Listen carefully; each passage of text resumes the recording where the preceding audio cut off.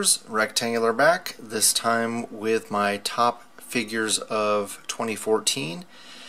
Now, you're not going to see Marvel Legends of the Captain America wave or the Spider-Man wave because I was lucky enough to get those at the end of last year, so those figures made it into my top figures of 2013. So if you're wondering why they're not there, then that's why. And I pretty much just collect Marvel Legends and Star Wars figures and anything that I can use in conjunction with those, ACBA wise. So with that, let's get into my figures that didn't quite cut the mustard. These are my honorable mentions. Got the Star Wars Black Series Stormtrooper here. We've got Batista Drax from the movie, and then we have the Toys R Us exclusive Marvel Legends Storm. So thought these figures were well done. Not perfect, not quite good enough to make the top 10 list. For the most part, they had pretty decent sculpt and articulation and paint apps. The paint apps were pretty inconsistent on Storm. I got 3 of those, and shoot, this one is the best of the 3 that I was able to get.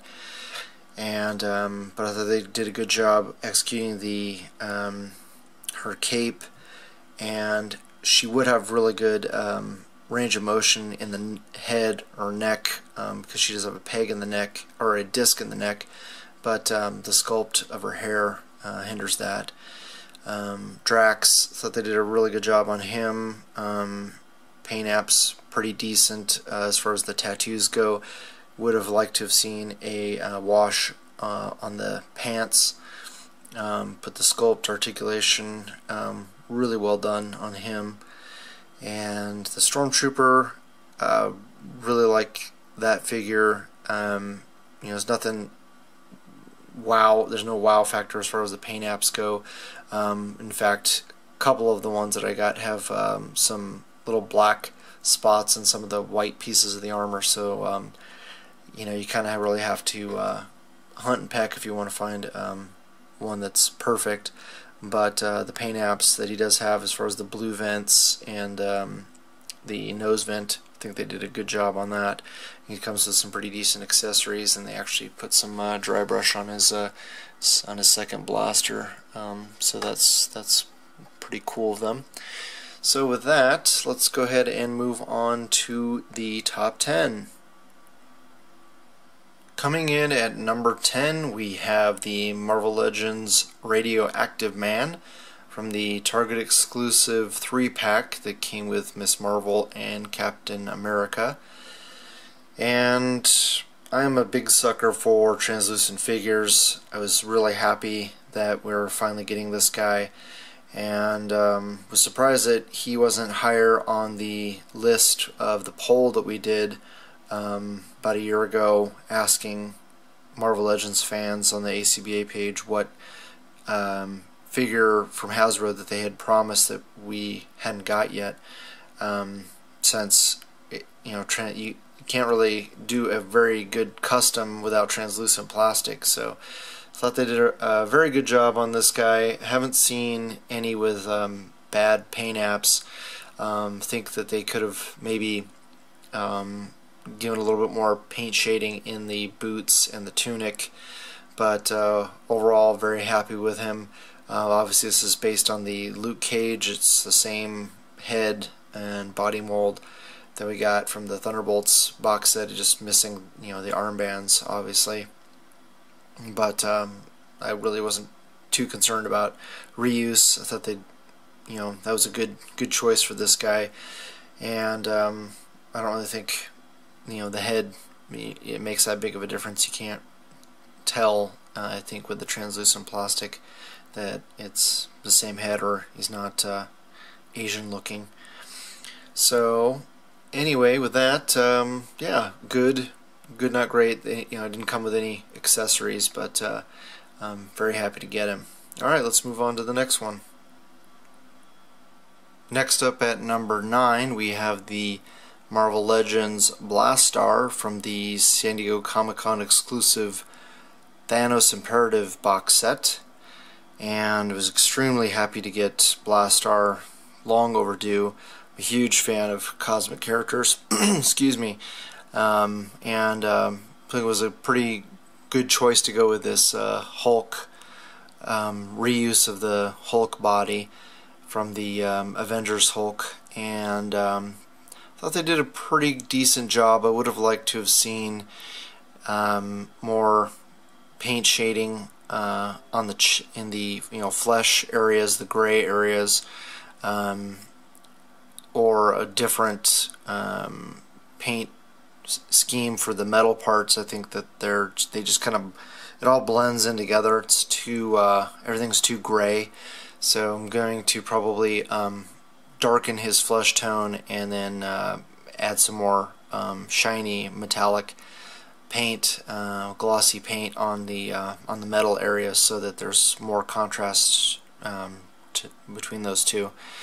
Also would have liked if they had gone with a softer plastic for his hair and beard and given us a disc in the neck so you could actually have him look up and down. That was pretty disappointing as far as his articulation in the head goes.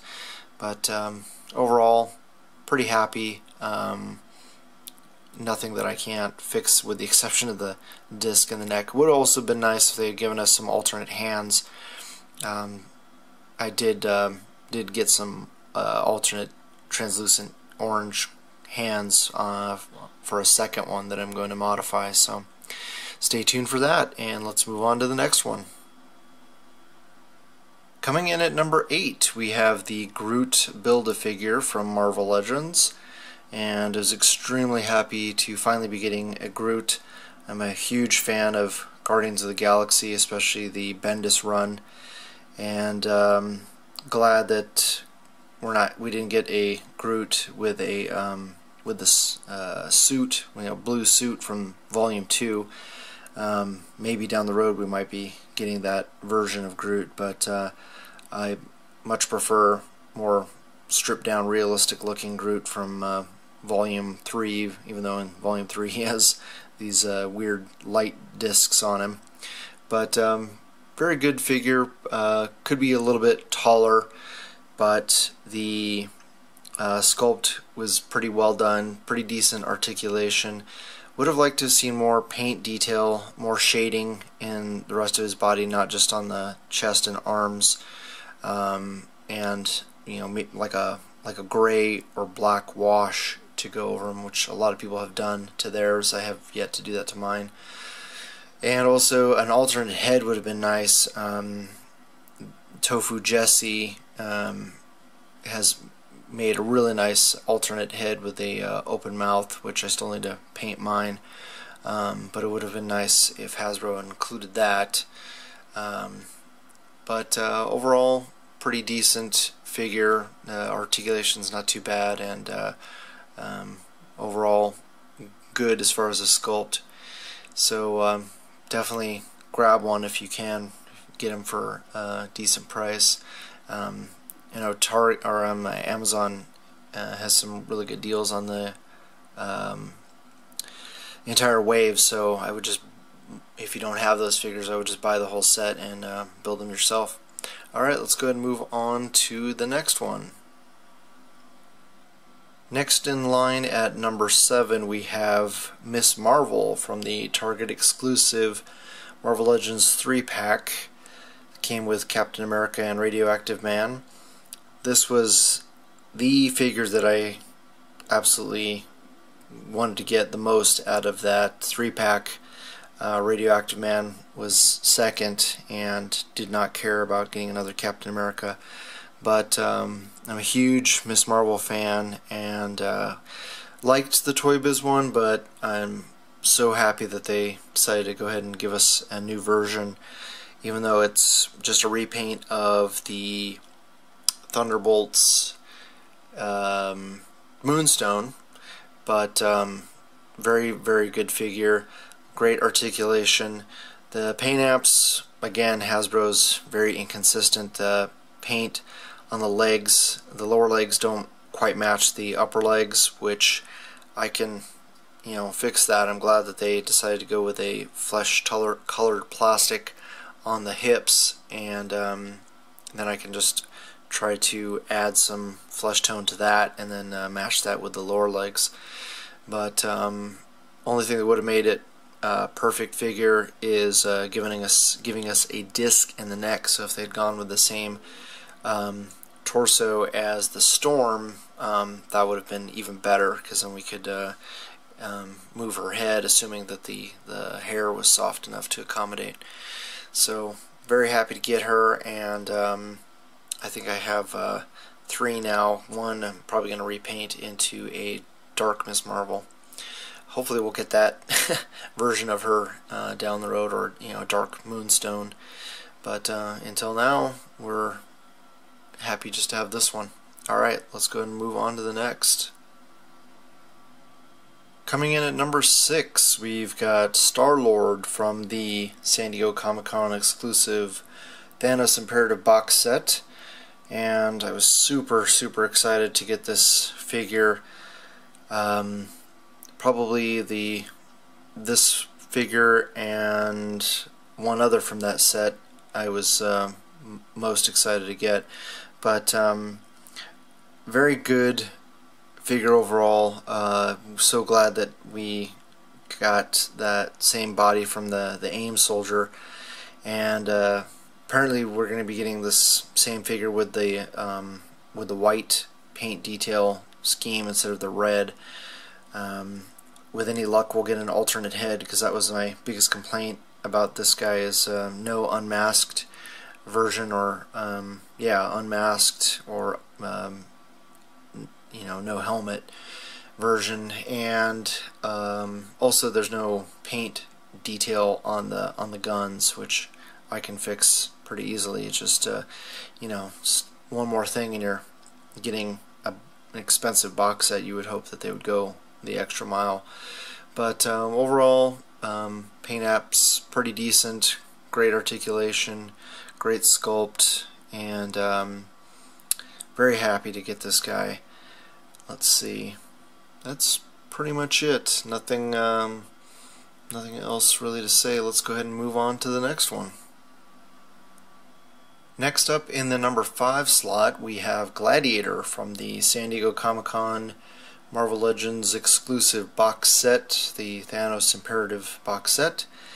And this was my number 2 most anticipated figure from that set, and followed number 3 by Blastar. But so extremely happy to finally get a Gladiator.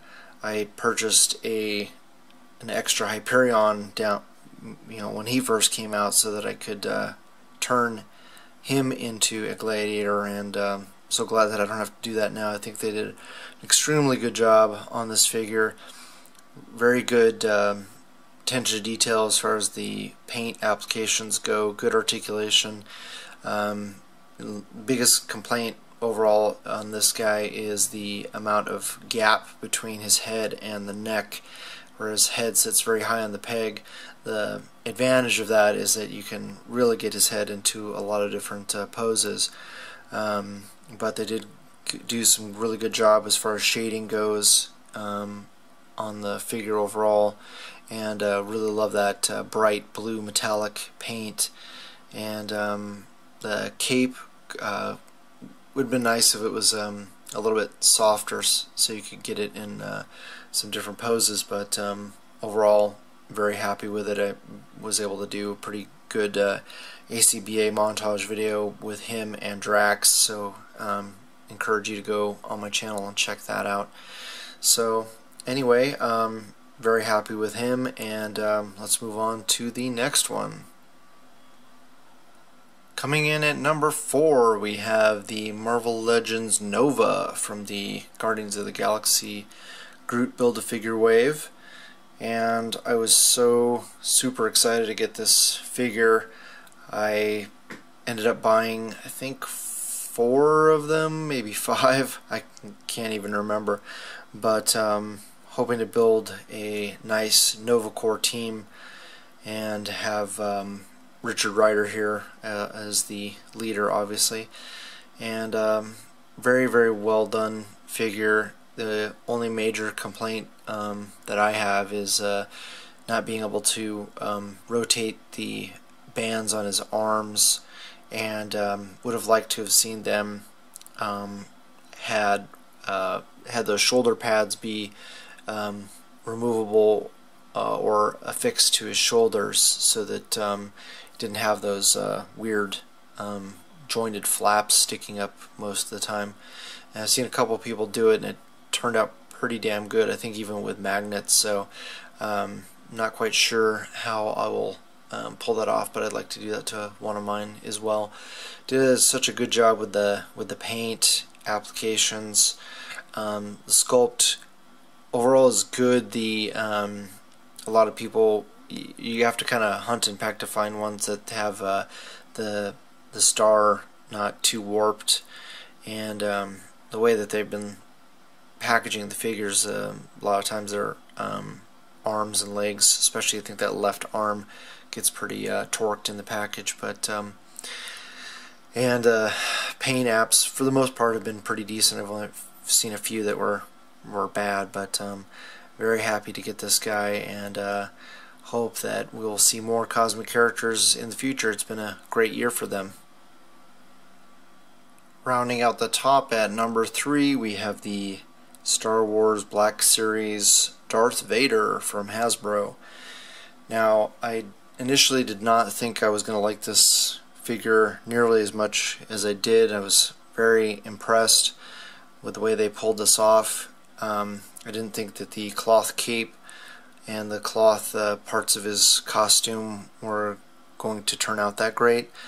Also very impressed with the small metal chain that they were able to affix for the cape, and pretty decent as far as the paint detail goes and all the sculpt articulation.